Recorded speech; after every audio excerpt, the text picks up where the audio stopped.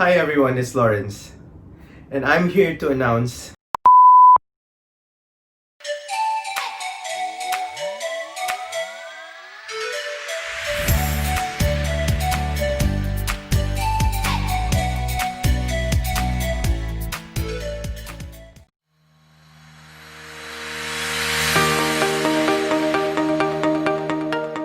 Hi guys! You have been with me since I started here in YouTube last year, November 2019. I remember posting on Instagram updates on every video I post. You guys showed me support on every comments and private messages. From 100 subscribers on my first month to almost 500 subscribers now. I became busy and stopped filming until I came back last April with the extreme bedroom transformation. That was my third video. I made the fourth, the fifth, until the eighth video last month on how to make your room aesthetic. And the first ever video that I have posted last year now has 18,000 views. And I am very happy that I am able to share my passion not only with my friends and family, but also to the rest of the world. Everybody loved the before and after reveal on every video.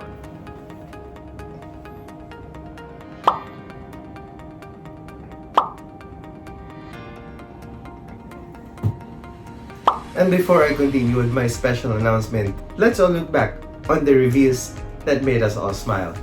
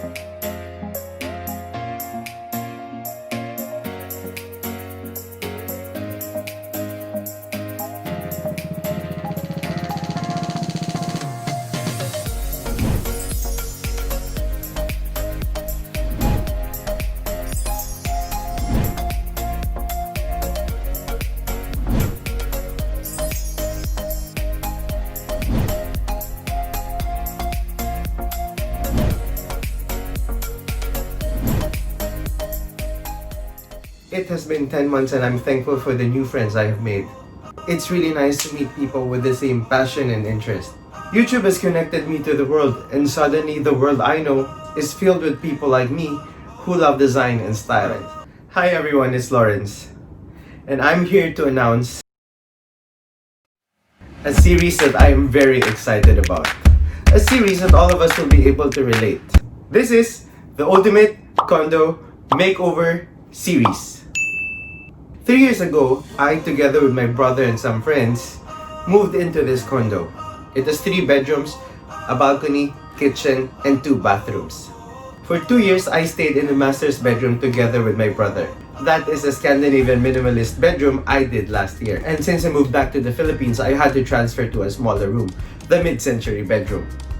The overall vibe of this condo is Scandinavian style, and since I loved it so much, I did not change anything with the setup and design, but I added a few to make it feel more homey. In this series, I'm going to tackle every space and give it a new look without changing the original style.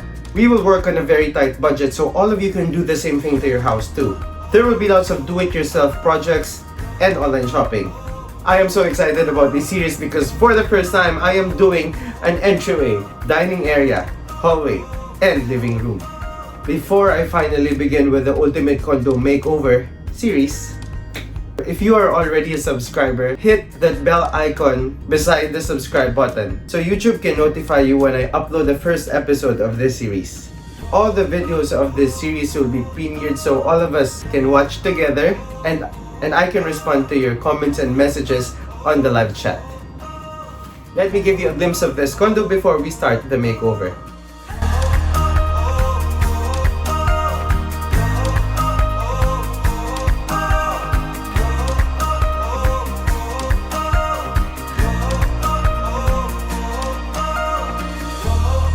And the best way to start this makeover is through the entryway.